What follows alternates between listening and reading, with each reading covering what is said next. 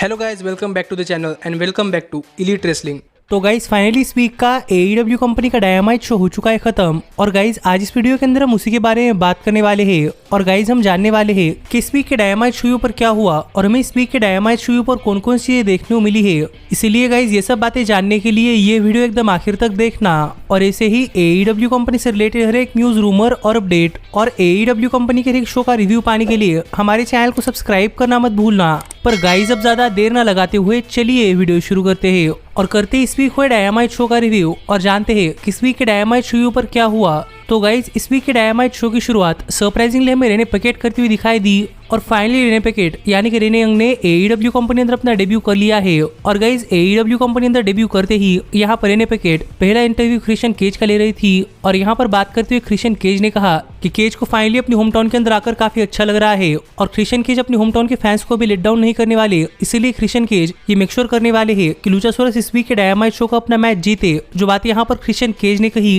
जिसके बाद फाइनली यहाँ पर लुचासोरस आ गए और हमें इस वीक के डायनामाइट शो का ओपनिंग मैच देखने को मिला, जहाँ पर लुचासोरस जंगल बॉय को फेस कर रहे थे। और गाइज अगर यहाँ पर हम बात करें इस मैच की, तो जैसे ही मैच शुरू हुआ वैसे ही जंगल बॉय ने लुचासोरस के ऊपर काफी खतरनाक अटैक करना स्टार्ट कर दिया। और यहाँ पर जंगल बॉय किसी भी तरीके से लुचासोरस के ऊपर काफी तगड़ा अटैक कर रहे थे, जो देखकर क्रिश्चियन केज भी थोड़े फार सरप्राइज थे। पर लुचासोरस ने इस मैच के अंदर अपना कमबैक कर रिंग साइड पर एक टेबल सेट कर दिया और लुचासोरस जंगल बॉय को टेबल के थ्रू फेंकने के लिए गए, लेकिन जंगल बॉय ने रिवर्स कर लुचासोरस के हाथों को टारगेट करना स्टार्ट कर दिया। और जंगल बॉय बार बार लुचासोरस को टेबल के थ्रू फेंकने का ट्राई कर रहे थे, लेकिन जंगल बॉय इसमें नाकामयाब रह रहे थे। लेकिन फाइनली जंगल बॉय ने लुचासोरस के ऊपर एक फ्लिप पावरबॉम्ब लगाकर लुचासोरस को टेबल के थ्रू रख दिया, जो कि इस मैच की बहुत ही बढ़िया मोमेंट थी। और ये देखकर क्रिश्चियन केज चिल्ला रहे थे कि यहाँ पर डिस्क्वालिफिकेशन होना चाहिए, पर गाइस सरप्राइजिंगली ऐसा नहीं हुआ और क्रिश्चियन केज रिंग की तरफ आने लगे, जो देखकर जंगल बॉय थोड़े फार डिस्ट्रैक्ट हो रहे थे। पर लुचासोरस को देखकर जंगल बॉय दोबारा से रिंग के अंदर गए, पर जंगल बॉय क्रिश्चियन केज की वजह से डिस्ट्रैक्ट हुए थे। इस चीज का फायदा उठाकर लुचासोरस ने यहाँ पर जंगल बॉय के ऊपर काफी खतरनाक अटैक करना स्टार्ट कर दिया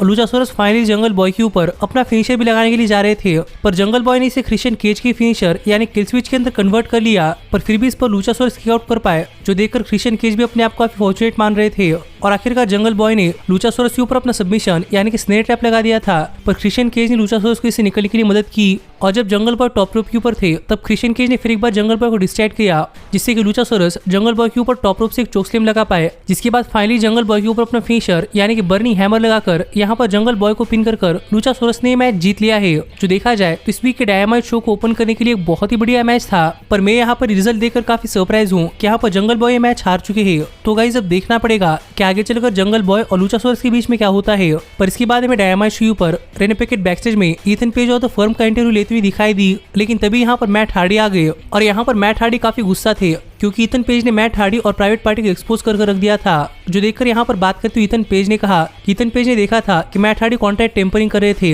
इसीलिए ईथन पेज ने अंद्रादे से प्राइवेट पार्टी का कॉन्ट्रैक्ट खरीद लिया है। और अगर मैट हार्डी चाहते हैं तो एक मैच रसल कर प्राइवेट पार्टी का कॉन्ट्रैक्ट दोबारा से जीत सकते हैं। जिस पर मैट हार्डी ने भी कहा कि प्राइवेट पार्टी लड़कर अपना कॉन्ट्रैक्ट वापस लेने वाली है। और यहाँ पर प्राइवेट पार्टी कॉन्ट्रैक्ट के लिए ईथन पेज और प्राइवेट पार्टी के आइजैक एसडी के बीच में एक मैच होगा। और अगर प्राइवेट पार्टी ये मैच जीती तो प्राइवेट पार्टी को ईथन पेज से उनका कॉन्ट्रैक्ट मिल जाएगा। पर यहाँ पर बात करते हुए ईथन पेज ने कहा कि अगर प्राइवेट पार्टी हारी तो ईथन पेज मैट हार्डी का भी कॉन्ट्रैक्ट ओन करेंगे, जिस पर मैट हार्डी थोड़े फार सरप्राइज थे। लेकिन फाइनली यहाँ पर मैट हार्डी ने भी हाँ कहा। तो देखना पड़ेगा कि क्या प्राइवेट पार्टी अब मैट हार्डी और अपना खुद का कॉन्ट्रैक्ट ईथन पेज और द फर्म से बचा पाती है या नहीं। लेकिन इसके बाद हमें डायनामाइट शो पर क्यूटी मार्शल आकर वॉरजो टैग टीम का मजाक बनाते हुए दिखाई दिए। और यहाँ पर क्यूटी मार्शल वॉरजो के नाम का मजाक उड़ा रहे थे, लेकिन तभी यहाँ पर वॉरजो यानी कि समोआ जो और वार्डलो आ गए। और समोआ जो और वार्डलो के यहाँ पर आते ही यहाँ पर एक टैग टीम मैच शुरू हुआ। और अगर यहाँ पर हम बात करें इस टैग टीम मैच की, तो समोआ जो और वार्डलो ने ये मैच शुरू होते इस मैच के अंदर क्यूटी मार्शल और निक कामोराटो के ऊपर काफी खतरनाक अटैक करना स्टार्ट कर दिया। और वार्डलो रिंग के बाहर निक कामोराटो के ऊपर अटैक कर रहे थे, और इनके अंदर समोआ जो ने क्यूटी मार्शल के ऊपर काफी तगड़ा अटैक कर finally Samoa Joe QT Marshall के ऊपर अपना फिनिशर लगाने के लिए जा रहे थे। पर वार्डलो से बचकर रिंग के अंदर आकर निक कामोराटो ने क्यूटी मार्शल को बचा लिया। जिसके बाद हमें इस मैच के अंदर निक कामोराटो और वार्डलो इनके बीच में बहुत ही बढ़िया मैच देखने को मिला है। और ये दो बहुत ही बड़े सुपरस्टार्स इस वीक के डायनामाइट शो पर अपने बहुत ही तगड़े मूव्स लगा रहे थे, पर वार्डलो के सामने निक कामोराटो कुछ नहीं कर पाए। और फाइनली यहाँ पर समोआ जो के असिस्ट के चलते वार्डलो ने निक कामोराटो के ऊपर एक बहुत ही बड़ा सेंटॉन लगा दिया और समोआ जो ने निक कामोराटो के ऊपर अपना सबमिशन यानी कि स्लीपर होल्ड लगा दिया, जिससे कि सबमिशन के सहारे समोआ जो और वार्डलो ने टैग टीम मैच जीत लिया है। लेकिन गाइस समोआ जो और वार्डलो की टैग टीम मैच जीतते ही समोआ जो क्यूटी मार्शल को रिंग के अंदर ले आए और समोआ जो ने क्यूटी मार्शल को वार्डलो की तरफ फेंक दिया और वार्डलो ने क्यूटी मार्शल के ऊपर लगातार 2 पावर बम्स लगाए, जो देखकर यहाँ पर क्राउड काफी खुश हो रहा था। पर तभी यहाँ पर प्रिंस नाना और द एम्बेसी यानी कि ब्रायन केज और गेट्स ऑफ एगनी आ गए और यहाँ पर आकर बातें करते हुए ब्रायन केज ने कहा कि ब्रायन केज इससे फ्रस्ट्रेट हो चुके हैं कि वार्डलो और समोआ जो ब्रायन केज की बिजनेस के अंदर आ रहे हैं, क्योंकि लास्ट वीक के डायनामाइट शो पर गेट्स ऑफ एगनी ने एफटीआर को जगह पर पहुंचाया था जिस जगह से एफटीआर वापस नहीं आ सकती थी और इसलिए एफटीआर इस वीक के डायनामाइट शो पर नहीं है, जो बात यहाँ पर ब्रायन केज कर ही रहे थे कि तभी यहाँ पर एफटीआर आ गई। और गाइस यहाँ पर क्राउड की तरफ से एफटीआर को एक बहुत ही बड़े अपलॉज मिला है, लेकिन रिंग के अंदर आकर बातें करती एफटीआर ने कहा कि एफटीआर यहाँ पर अकेले नहीं आए, वो यहाँ पर एक होम टाउन बॉय को लेकर आए हैं और उसी टाइम पर आएगा जिस टाइम पर एमपी शो चलता है और एमपी शो 10 बजे चलता है, जिससे गाइस यहाँ पर सभी लोग समझ चुके थे कि यहाँ पर कोई और नहीं बल्कि द परफेक्ट 10 यानी कि शॉन स्पियर्स आ रहे थे, जिससे कि शॉन स्पियर्स ने एईडब्ल्यू कंपनी अंदर अपना कमबैक कर लिया है क्योंकि ये शो उनके होम टाउन के अंदर था और शॉन स्पियर्स ने यहाँ पर आकर एफटीआर को आयरन सोलो के ऊपर फिनिशर लगाने के लिए मदद की और फाइनली एफटीआर समोआ जो वार्डलो और शॉन स्पियर्स ने टेंटॉल किया। तो गाइस अब देखना पड़ेगा कि इन सभी सुपरस्टार्स के साथ आगे क्या होता है। लेकिन इसके बाद हमने डायनामाइट शो पर देखा कि टोनी शिवानी बैकस्टेज में जेरिको ऑपरेशन सोसाइटी का इंटरव्यू ले रहे थे और यहाँ पर बात करते हुए मैट मनार्ड और एंजेलो पार्कर ने कहा कि ब्रायन डेनिसन के खिलाफ की उनकी राइवलरी उनके लिए पर्सनल बन चुकी है क्योंकि ब्रायन डेनिसन ने उनकी फैमिली को तोड़ा है, जिस पर बात करते हुए क्रिस जेरिको ने भी कहा कि जेरिको के लिए गार्सिया एक छोटे भाई जैसे है और जेरिको को उनके भाई से अलग करने के लिए ब्रायन इस वीक के डायनामाइट शो पर पे करने वाले है, जो बात यहाँ पर जेरिको ने कही। जिसके बाद हमें इस वीक के डायनामाइट शो पर स्व स्टिटलैंड बिली गन को फेस करते हुए दिखाई दिए। और गाइज अगर यहाँ पर हम बात करें इस मैच की तो गाइज जैसे ही मैच शुरू हुआ वैसे ही बिली गन इस मैच के अंदर डोमिनेट कर रहे थे, जो देखकर स्व स्टिटलैंड ने यहाँ पर बिली गन के पैरों को टारगेट करना स्टार्ट कर दिया, जिससे कि स्व स्टिटलैंड मोस्टली इस मैच के अंदर डोमिनेट कर पाए और यहाँ पर स्व स्टिटलैंड ने बिली गन के ऊपर काफी तगड़े मूव्स लगाए और काफी देर तक स्व स्टिटलैंड ने इस मैच के अंदर डोमिनेट किया। लेकिन फाइनली बिली गन भी इस मैच के अंदर अपना कमबैक करने का ट्राई कर रहे थे और यहाँ पर बिली गन अपने फिनिशर यानी कि फेमसर के लिए गए, लेकिन स्व स्टिटलैंड ने रिवर्स कर दिया और स्व स्टिटलैंड ने बिली गन के ऊपर अपना फिनिशर यानी कि डबल स्टॉम्प लगा दिया, जो देखकर लग रहा था कि प्रोबेबली यहाँ पर मैच खत्म हो जाएगा, लेकिन बिली गन ने किक आउट कर दिया, जो देखकर यहाँ पर स्व स्टिटलैंड काफी सरप्राइज थे और इसीलिए इससे पहले कि बिली गन कुछ समझ पाते यहाँ पर स्व स्टिटलैंड ने रोप्स का असिस्ट लेकर बिली गन को पिन कर दिया, जिससे कि चीटिंग के सहारे यहाँ पर बिली गन को पिन कर स्व स्टिटलैंड ने ये मैच जीत लिया है। यानी कि बिली गन के साथ वही हो चुका है जिस तरीके से बिली गन ने द क्लेम को टैग टीम चैंपियनशिप जीतने के लिए मदद की थी। जिसके बाद यहाँ पर द क्लेम भी आ गए और यहाँ पर आकर द क्लेम बिली गन को चेक कर रही थी और यहाँ पर द क्लेम सीजर में डैडियास कैच फ्रेज ट्राई कर ही रहे थे कि तभी यहाँ पर स्मार्ट मास स्टर्लिंग आ गए और यहाँ पर आकर बातें करते हुए स्मार्ट मास स्टर्लिंग ने कहा कि स्मार्ट मास स्टर्लिंग को लगता है कि द क्लेम ने ईमेल नहीं पढ़ा जो कि स्मार्ट मास स्टर्लिंग ने उन्हें भेजा था, क्योंकि उस ईमेल के अंदर लिखा है कि स्मार्ट मास स्टर्लिंग ने सीजर में डैडियास नाम के ट्रेडमार्क करवा लिया है और आज के बाद द क्लेम सीजर में डैडियास से कैच फ्रेज इस्तेमाल नहीं कर सकता, जो बात यहाँ पर स्मार्ट मास स्टर्लिंग कर ही रहे थे कि तभी द क्लेम सीजर में डैडियास करने के लिए गए और स्मार्ट मास स्टर्लिंग ने भी कहा कि द क्लेम ही कर सकती है, लेकिन इसके बाद स्मार्ट मास स्टर्लिंग द क्लेम के ऊपर एक केस कर देंगे जिससे कि द क्लेम को महीनों के महीनों जेल के अंदर बिताने पड़ सकते हैं और उनसे टैग टीम चैंपियनशिप ले ली जा सकती है। तो अब द क्लेम को क्या करना है द क्लेम सोच ले, जो बात यहाँ पर स्मार्ट मास स्टर्लिंग ने कही। तो गाइस अब देखना पड़ेगा कि द क्लेम से उनकी कैच फ्रेज का ट्रेडमार्क छीन चुका है, तो यहाँ पर आगे चलकर द क्लेम क्या करती है। पर गाइज इसके बाद हमें डायनामाइट शो पर दिखाया गया किस तरीके से लास्ट वीक एमजेएफ प्रोबेबली एक फेस सुपरस्टार बनने का ट्राई कर रहे थे, जिसके बाद एलेक्स मार्वेज बैकस्टेज में एमजेएफ का इंटरव्यू ले रहे थे और यहाँ पर एलेक्स मार्वेज ने एमजेएफ से पूछा कि लास्ट वीक जो कुछ एमजेएफ ने किया तो सब का मतलब क्या था, जिस पर एमजेएफ जवाब देने ही वाले थे कि तभी यहाँ पर स्टोकली हैथवे ने आकर एमजेएफ को इंटरप्ट कर दिया और यहाँ पर स्टोकली हैथवे कह रहे थे कि स्टोकली हैथवे ने लास्ट वीक वही किया है जो कि एमजेएफ के लिए बेस्ट था, लेकिन यहाँ पर गुस्सा होकर एमजेएफ ने कहा कि स्टोकली हैथवे को अब 2 स्ट्राइक मिल चुकी है क्योंकि लास्ट वीक स्टोकली हैथवे की फर्स्ट स्ट्राइक थी और ये दूसरी स्ट्राइक है और अगर आज के बाद स्टोकली हैथवे ने कभी एमजेएफ को इंटरप्ट किया तो एमजेएफ स्टोकली हैथवे को फायर करने वाले हैं, जो बात यहाँ पर एमजेएफ ने कही और यहाँ पर स्टोकली हैथवे को डांटकर एमजेएफ ने स्टोकली हैथवे को यहाँ से भेज दिया। जिसके बाद यहाँ पर बात करते हुए एमजेएफ ने कहा कि लास्ट वीक एमजेएफ और विलियम रीगल एक दूसरे के आमने सामने आए थे और इन दोनों का ही पास्ट काफी बुरा रहा है, इसलिए एमजेएफ चाहते हैं कि एमजेएफ विलियम रीगल के ऊपर वो नौबत ना लाए कि एमजेएफ विलियम रीगल को उनका पास्ट दिखाना पड़ेगा क्योंकि वो काफी बुरा है। पर जहाँ तक बात है व्हीलर यूथा की तो probably MJF last week Wheeler Yuta के साथ एक हैंडशेक कर लेते, पर एमजेएफ नहीं करने वाले क्योंकि एमजेएफ को भी खुद को एक बैड गाय बनना पसंद नहीं है, पर एमजेएफ को दुनिया की वजह से करना पड़ता है क्योंकि दुनिया ने एमजेएफ को एक बैड गाय के अंदर कन्वर्ट कर लिया है और अब एमजेएफ अपनी सोल को होल्ड बैक नहीं करने वाले, एमजेएफ अपनी सोल के अंदर फुल ऑन जाने वाले हैं और एमजेएफ के अंदर कोई हीरो मोड नहीं रहा, जो बात यहाँ पर एमजेएफ ने कही। तो अब देखना पड़ेगा कि प्रोबेबली आगे एमजेएफ के कैरेक्टर के साथ क्या होता है, क्या वो फेस होते हैं या फिर वो हील ही रहते हैं। लेकिन इसके बाद हमें डायनामाइट शो पर टोनी शिवानी जॉन मॉक्सली को बुलाते हुए दिखाई दिए, जिसके बाद यहाँ पर आकर बातें करते हुए जॉन मॉक्सली ने कहा कि सभी लोगों को लगता है कि एईडब्ल्यू कंपनी का वर्ल्ड चैंपियन बनना ये काफी आसान सी बात है और एईडब्ल्यू कंपनी के वर्ल्ड चैंपियन को काफी सारी लग्जरीज मिलती है, पर यहाँ पर मॉक्सली रियलिटी बताना चाहते हैं क्योंकि वर्ल्ड चैंपियन बनना कोई आसान काम नहीं है क्योंकि आपको 24/7 ऑन द रोड जाना पड़ता है, अपनी कंपनी को रिप्रेजेंट करना पड़ता है और आपको अपना हर एक मैच जीतना पड़ता है, नहीं तो आप अपनी चैंपियनशिप गवा देते हैं। और क्वाइट फ्रैंकली मॉक्सली कर सकते हैं, लेकिन जहां तक बात है मॉक्सली के चैलेंजर की, तो हैंगमैन पेज नहीं कर सकते, क्योंकि हैंगमैन पेज के अंदर इसे करने की गट्स नहीं है। जो बात यहाँ पर मॉक्सली ने कही और यहाँ पर मॉक्सली के इसे कहते ही यहाँ पर हैंगमैन पेज आ गए और यहाँ पर आकर हैंगमैन पेज ने मॉक्सली से उनका माइक मांगा और मॉक्सली ने माइक दे दिया। और यहाँ पर बातें करते हुए हैंगमैन पेज ने कहा कि हैंगमैन पेज ने सुना है कि लास्ट वीक मॉक्सली ने हैंगमैन पेज को एक बच्चा कहा है, जिस पर हैंगमैन पेज मॉक्सली से कंफर्म करना चाहते हैं कि क्या मॉक्सली ने ऐसा कहा है या नहीं, जिस पर मॉक्सली ने भी हाँ कहा। और यहाँ पर बात करते हुए हैंगमैन पेज ने कहा कि हैंगमैन पेज कोई बच्चे नहीं रहे, hangman page full grown man बन चुके हैं। और अगर जॉन मॉक्सली को लगता है कि हैंगमैन पेज वर्ल्ड चैंपियनशिप जीतने के लिए किसी भी लेवल तक जाने के लिए तैयार नहीं है, तो यहाँ पर जरा जॉन मॉक्सली सुन ले, हैंगमैन पेज के पास उनके दोस्त नहीं है, उनके दोस्त सस्पेंड हो चुके हैं और डार्क ऑर्डर भी अब हैंगमैन पेज के साथ नहीं है। और हैंगमैन पेज अपने दोस्तों के बगैर सर्वाइव कर सकते हैं, जो कि किसी भी आदमी के लिए एक काफी इंपॉर्टेंट चीज होती है। और यहाँ पर हैंगमैन पेज के पास खोने के लिए कुछ नहीं है और पाने के लिए सब कुछ है। तो जरा यहाँ पर जॉन मॉक्सली सोच ले कि इस बार हैंगमैन पेज वर्ल्ड चैंपियनशिप जीतने के लिए कुछ भी करने के लिए तैयार है, जो बात यहाँ पर हैंगमैन पेज कर रहे थे। और एमजेएफ भी दूर बैठकर यहाँ पर इन दोनों को देख रहे थे। और फाइनली यहाँ जाते हुए हैंगमैन पेज ने कहा कि अब जॉन मॉक्सली को संभल कर रहना चाहिए, क्योंकि अब हैंगमैन पेज वो हैंगमैन पेज नहीं रहे जो कि 2 साल पहले थे। और अब Moxley world championship definitely in danger है। जो बातें कहकर हैंगमैन पेज यहाँ से चले गए, तो अब देखना पड़ेगा कि क्या next week Hangman Page world champion बनने के लिए कुछ भी करने के लिए तैयार है या नहीं। और यहाँ पर हैंगमैन पेज की कुछ भी का क्या मतलब होता है। लेकिन गाइज इसके बाद हमें इस वीक के डायनामाइट शो पर क्रिस जेरिको और ब्रायन के मैच के लिए खाए वीडियो देखने को मिला, जहाँ पर बात करते हुए जेरिको ने कहा कि Jericho Ring of Honor company को डिस्ट्रॉय करके रखने के लिए आने वाले हैं। लेकिन यहीं पर बात करते हुए ब्रायन ने कहा कि रिंग ऑफ ऑनर कंपनी की वजह से आज ब्रायन वो है जिस पहचान से लोग ब्रायन को जानते हैं, इसीलिए Bryan Ring of Honor company को बचाने के लिए जेरिको जैसे वेटरन को भी मारने के लिए तैयार है। जो बात यहाँ पर ब्रायन ने कही,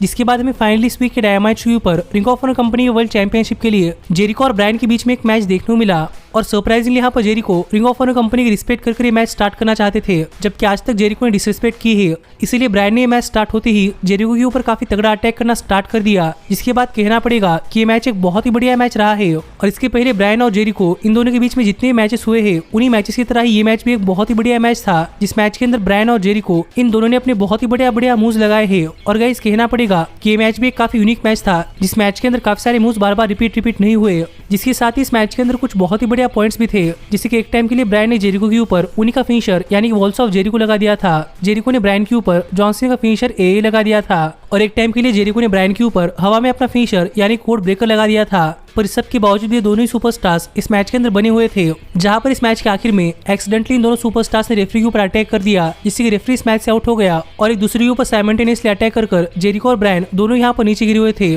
और यहाँ पर जेरिको मौके का फायदा उठाकर Ring of Honor company world championship उठाकर ब्रायन के ऊपर अटैक करने के लिए जा रहे थे। लेकिन तभी यहाँ पर डेनियल गार्सिया आ गए और यहाँ पर आकर गार्सिया ने जेरिको के हाथ से वर्ल्ड चैंपियनशिप ले ली, जो देखकर जेरिको काफी गुस्सा थे। और इतने में ब्रायन ने जेरिको के ऊपर अपना फिनिशर पोसाई को नहीं लगा दिया कि गाइस तभी सरप्राइजिंगली गार्सिया ने ब्रायन के ऊपर Ring of Honor company world championship से अटैक कर दिया, जो टर्न देखकर यहाँ पर सभी लोग काफी शॉक थे। और फाइनली यहाँ पर ब्रायन को पिन कर जेरिको ने ये मैच जीत लिया है, जिससे कि जेरिको स्टिल है रिंग ऑफ ऑनर कंपनी की वर्ल्ड चैंपियन। और गाइस फाइनली यहाँ पर जेरिको और गार्सिया एक दूसरे के साथ अपनी जीत सेलिब्रेट कर रहे थे, जो देखकर यहाँ पर ब्लैकपूल कॉम्बैट क्लब आ गया। और यहाँ पर ब्लैकपूल कॉम्बैट क्लब को देखकर जेरिको ऑपरेशन सोसाइटी यहाँ से भाग गई। तो गाइस अब देखना पड़ेगा कि गार्सिया ने ब्रायन के ऊपर इतना बड़ा टर्न कर लिया है, तो अब ब्रायन इसका जवाब कैसे देते हैं। लेकिन गाइस इसके बाद हमें डायनामाइट शो पर देखा कि रेने पैकेट बैकस्टेज में नायला रोज का इंटरव्यू ले रही थी और यहाँ पर रेने पैकेट ने नायला रोज को सिर्फ नायला रोज के नाम से बुलाया था, जिस पर नायला रोज ने रेने पैकेट से कहा कि प्रोबेबली उनका फर्स्ट डे है, इसलिए उनसे गलती हो रही है, क्योंकि नायला रोज टीबीएस वुमेन चैंपियन है। जिस पर रेने पैकेट ने कहा कि उन्होंने टीबीएस वुमेन चैंपियनशिप नहीं जीती। लेकिन तभी यहाँ पर एना जे आ गई और यहाँ पर आकर बात करते हुए एना जे ने कहा कि अगर नायला रोज को लग रहा है कि नायला रोज ने टीबीएस वुमेन चैंपियनशिप जीती है, तो क्यों ना यहाँ पर टाइम आ जाए कि नायला रोज अब वो टीबीएस वुमेन चैंपियनशिप डिफेंड करे। जो बातें कहकर एना जे ने नायला रोज को टीबीएस वुमेन चैंपियनशिप के लिए चैलेंज कर दिया है, जो चैलेंज भी नायला रोज ने एक्सेप्ट कर लिया। और यहाँ पर नायला रोज ने कहा कि नायला रोज भी एना जेएस की एएसएस काफी बीट करने वाली है। तो अब देखना पड़ेगा कि आगे चलकर नायला रोज और एना जेएस के बीच में क्या होता है। लेकिन गाइज इसके बाद हमें इस वीक के डायनामाइट शो पर हिकारू शिडा और टोनी स्टॉर्म मिलकर डॉक्टर ब्रिट बेकर और जेमी हेटर को एक नॉर्मल टैग टीम मैच के अंदर फेस करती हुई दिखाई दी। जिस टैग टीम मैच की शुरुआत में ही हिकारू शिडा डॉक्टर ब्रिट बेकर को इस मैच के अंदर चाहती थी, पर जेमी हेटर ने ऐसा नहीं होने दिया और जेमी हेटर ने मोस्टली इस मैच के अंदर रेसल किया, जिससे कि कहना पड़ेगा कि जेमी हेटर की इस मैच के अंदर परफॉर्मेंस काफी बढ़िया थी। और गाइज इस मैच के अंदर चारों ही सुपरस्टार्स ने अपने बहुत ही बढ़िया मूव्स लगाए हैं और कहना पड़ेगा कि एईडब्ल्यू कंपनी के इन चारों ही टॉप स्टार्स ने फिर एक बार इस वीक के डायनामाइट शो पर इतना बढ़िया मैच डिलीवर किया है, जो कि प्रोबेबली इस वीक के डायनामाइट शो का सबसे बेस्ट मैच भी हो सकता है, क्योंकि इस मैच के अंदर बहुत ही बढ़िया मूव्स थे, बहुत ही बढ़िया काउंटर मूव्स थे। और जब फाइनली हिकारू शिडा और डॉक्टर ब्रिट बेकर एक दूसरे के आमने सामने आई, तो हमें यहाँ पर फिर एक बार इन दोनों सुपरस्टार्स के बीच में बहुत ही बढ़िया रेसलिंग देखने को मिली है।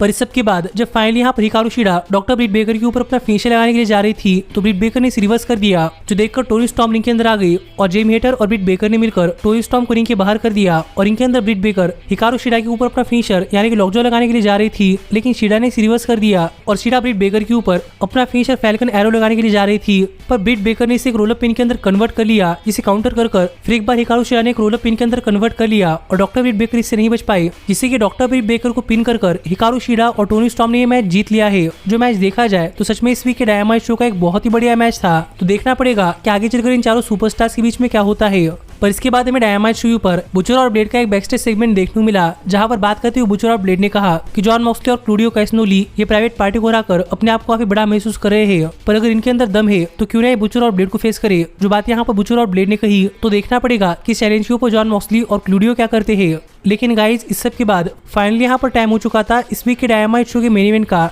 जहाँ पर पाक अपनी all Atlantic championship orange Cassidy के खिलाफ डिफेंड कर रहे थे। पर इस मैच के बारे में बात करने से पहले मैं आपको बताना चाहूंगा कि आप AEW कंपनी से रिलेटेड हर एक न्यूज, रूमर और अपडेट हमारे चैनल के ऊपर वीडियो आने से पहले जानना चाहते हैं तो ऊपर आए हुए कार्ड के ऊपर क्लिक कर ये वीडियो देखकर हमारे चैनल की एप्लीकेशन डाउनलोड करना मत भूलना। और अगर आप इंडिया के अंदर AEW सुपरस्टार्स की मर्चेंडाइज खरीदना चाहते हैं तो ये दूसरी वीडियो देखकर इंडिया के अंदर AEW सुपरस्टार्स की मर्चेंडाइज खरीदना मत भूलना। और ये वीडियोस काफी पुराने हैं, इसके लिए इन वीडियोस के अंदर आवाज के लिए सॉरी। लेकिन गाइस जहां तक बात है इस मैच की, तो जैसे ही मैच शुरू हुआ वैसे ही ऑरेंज कैसिडी पाक के ऊपर अटैक करने के लिए गए, पर पाक ने यहाँ पर ऑरेंज कैसिडी के ऊपर काफी तगड़ा अटैक कर दिया, जिसके बाद कहना पड़ेगा कि ऑरेंज कैसिडी और पाक की सीरीज के बीच में ये मैच भी एक बहुत ही बढ़िया मैच था, जिस मैच के अंदर कॉमेडी भी थी और बहुत ही बढ़िया मूव्स भी थे। और गाइस मोस्टली इस मैच के अंदर शुरुआत में पाक ने काफी डोमिनेट किया और पाक ने ऑरेंज कैसिडी के ऊपर काफी तगड़े मूव्स लगाए हैं और एक टाइम के लिए ऑरेंज कैसिडी को रैम के ऊपर ले जाकर पाक ने ऑरेंज कैसिडी के ऊपर टूमस्टोन पाइल ड्राइवर भी लगा दिया। और यहाँ पर पाक काउंटडाउन के सहारे ये मैच जीतना चाहते थे, पर ऑरेंज कैसिडी रोल कर दोबारा से रिंग के अंदर आ गए,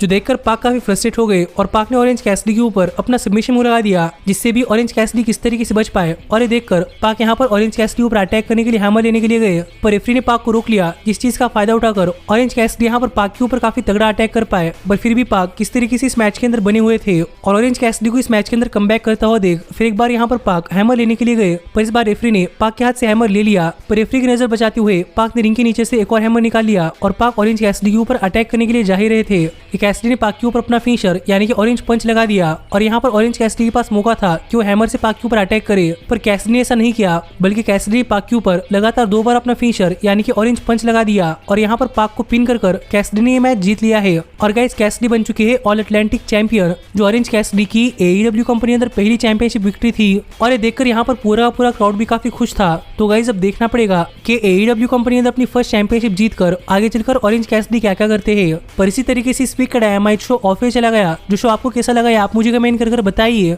और ऐसे ही AEW कंपनी से रिलेटेड हर एक न्यूज, रूमर और अपडेट और AEW कंपनी के हर एक शो का रिव्यू पाने के लिए हमारे चैनल को सब्सक्राइब करना मत भूलना। और गाइज अब मैं मिलता हूँ आपसे अगली वीडियो के अंदर, पर तब तक stay healthy, stay happy and keep watching elite wrestling.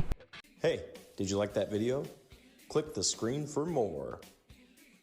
And where do you think you're going? Check out our official merchandise page and to support the entire cast. And thanks so much for being the elite. The elite, the elite. What, Nick, you're not going to sing it all with me this time?